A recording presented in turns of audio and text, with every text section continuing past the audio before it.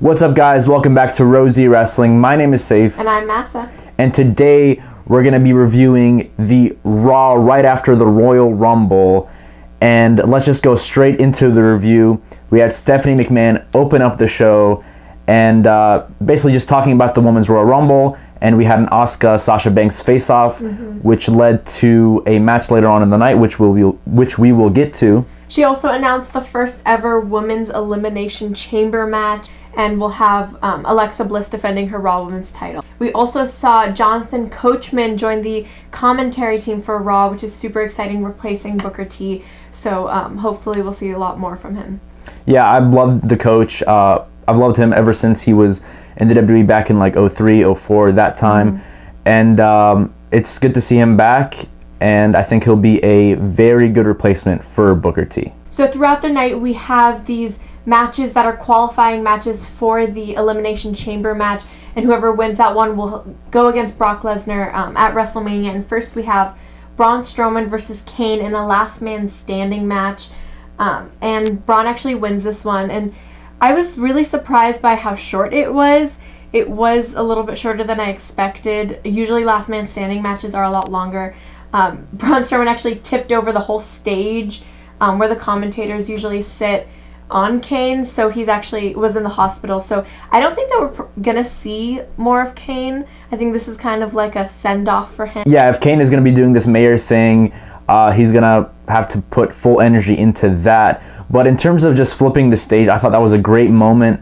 But I was just wondering, why didn't they do this yesterday at the Royal Rumble? Because that would have made more sense, because at the Rumble match, you know, we just had the typical table breaking, nothing too crazy, but you know, this would have fit more, especially for a big match like the triple threat match we had. But yeah, like I said, Strowman has to definitely dial it down a little bit, because you can't be doing crazy stuff every week, because you're gonna have to top it every week.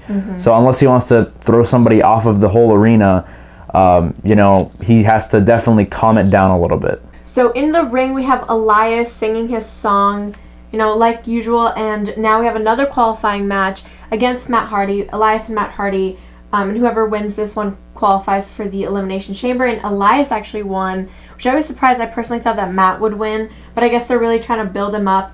But Bray actually came on the Titantron and distract Matt Hardy, so that's understandable why Elias won. Because I'm happy for Elias. He's been a great character on television for the past year, and he's going to be main eventing his first ever pay-per-view, so that's definitely very exciting. Matt Hardy, on the other hand, getting distracted by Bray Wyatt. Are they going to build up to a match at Elimination Chamber where Matt Hardy possibly wins, and then we have a, you know, one win apiece for each, so we have a blow-off at WrestleMania? They could possibly do that. Honestly, they already kind of ruined it for me by having the match at Raw 25, because I felt like they should have not touched until WrestleMania. But, you know, it is what it is. And at least Matt Hardy didn't lose clean here. He lost via distraction. So now for the IC title, and this is the Intercontinental title rematch, The Miz versus Roman, and The Miz actually retains his title here. And, you know, but with the help of the Mistrage, of course. But I actually thought this was a pretty good match, because there were a bunch of false finishes. There were a few times where I thought it was going to be over. I personally know that, you know, I've accepted Brock and Roman at Mania, so I knew that Roman wasn't going to win, but they played it off really well. And, of course, these two guys always pull off great matches, so I wasn't surprised. Yeah, and Miz won with a roll-up, so you still protect Roman there, and the Mistrage, you know, their whole shenanigans throughout the match. So Roman still looks strong. Obviously, he definitely wasn't going to lose clean, especially to the Miz. But yeah, we could finally move on from this feud, and then Roman could go on to bigger and better things. As for Miz, I don't know what the plans are for Mania, but he definitely deserves something big, because he's been one of the MVPs of Raw for the past year. So next we move on to tag team action. The Revival go against Heath Slater and Rhino, and this was a surprisingly competitive match. Rhino and Heath Slater really got their stuff in, and I think this is overall a good thing for the tag division, because the Raw tag division isn't the strongest compared to SmackDown, so they need to definitely build up some more tag teams. And Slater and Rhino, they're the first ever SmackDown tag team champions, and you know, when they were on SmackDown, they looked like a very strong tag team. And as much as I love the Revival, having a competitive match doesn't really hurt them that much. When I say having a competitive match, I mean against Slater and Rhino, who aren't the best opposition, but they ended up winning, and they actually ended up doing a pretty good promo afterwards, insulting the fans, and I'm loving what they're doing right now. Hopefully they win the tag titles very soon. After that, we got the announcement that the Dudley Boys are going to be going into the Hall of Fame, and this is a fantastic thing for the Dudleys, one of the greatest tag teams of all time. And so far, the 2018 Hall of Fame class is looking really good. Goldberg, one of my personal favorites, and the Dudleys, another fantastic team. So I wonder who they're going to have next. I've heard some talk about Mark Henry and Ivory, so this class is going to be fantastic. So now we have Sasha Banks versus Asuka, and they talked a little bit before when Stephanie came out. So this was already, the seeds were already planted, but I actually really like that it was a singles match, not a 6-woman tag, and I hope they do more things like this because it looked like it was a pretty, it looked really intense. But, Asuka, of course, won, and, we had Sasha look really strong. She was one of the closest ones to beating This Asuka. was definitely Asuka's probably most competitive match on the main roster so far, and it was a fantastic match. Yeah. Everything just looked super real. They were just basically beating the crap out of each other, and Sasha did have this suicide dive spot, that which nasty fall. looked like, she really got hurt, but she was fine at the end, and there was a lot of false finishes. I kind of knew, I was almost positive Asuka was going to win, but still they put on a great match. The only thing about this is a match I wanted at Mania. That's what I was about I to wanted say. Asuka, I wanted Sasha Banks, I wanted Sasha Banks to take the title off of Alexa at the Elimination Chamber, and we could have this at Mania, because let's face it, Alexa and Asuka at WrestleMania is not that exciting. We already saw Asuka beat Alexa, so what are they going to go for? Are they going to go for Nia Jax possibly winning the title, and we have Asuka Nia, because that a few weeks ago, that wasn't decisive. There was no winner from that match.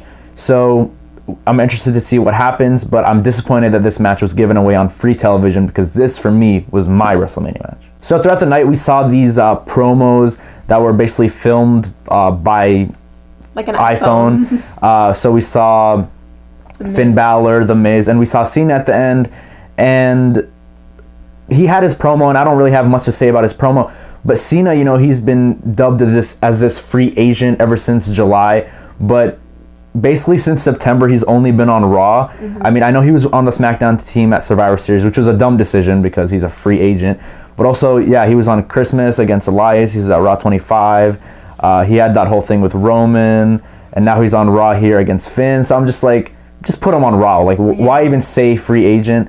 Or if you're going to say free agent, at least have him on SmackDown a few times. So now we have the Bar versus Titus Worldwide, and Titus Worldwide actually wants the championships this time. And to no surprise, I actually thought that the Bar was going to win, and I knew that they were going to win. But it was actually, again, a really close match. There were a few moments where I actually thought that Titus and Apollo had it won.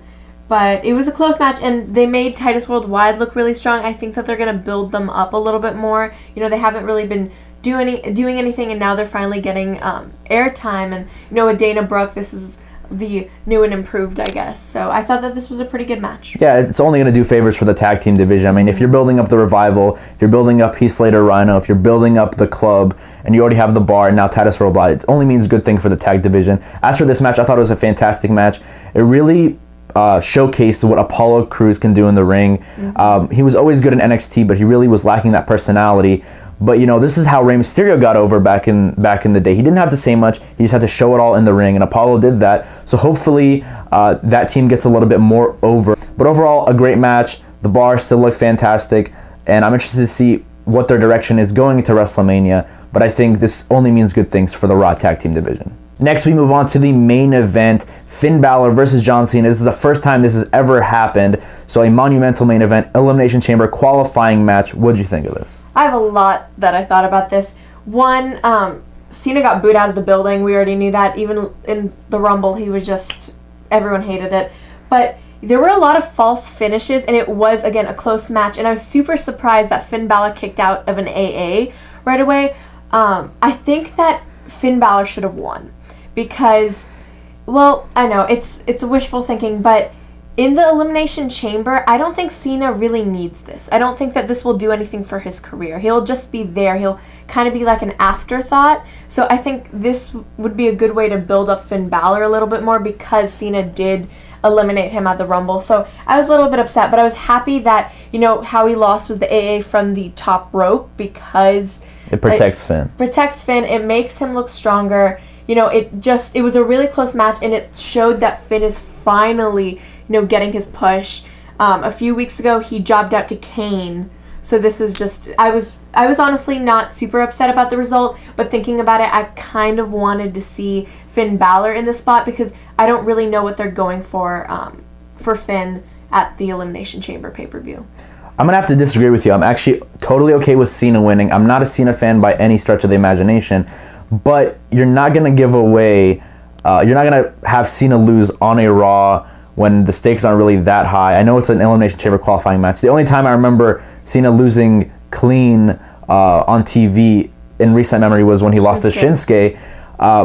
But here, I'm totally okay with Cena winning. Finn, on the other hand, I'm not sure what they're going to do with him at Elimination Chamber, but for me, I'd love to see him in a program with The Miz going to WrestleMania. Earlier on in the match, we did have some beach ball chants, and people were really distracted. You could even see some of the fans not even looking at the match, which, I totally hate the whole beach ball thing.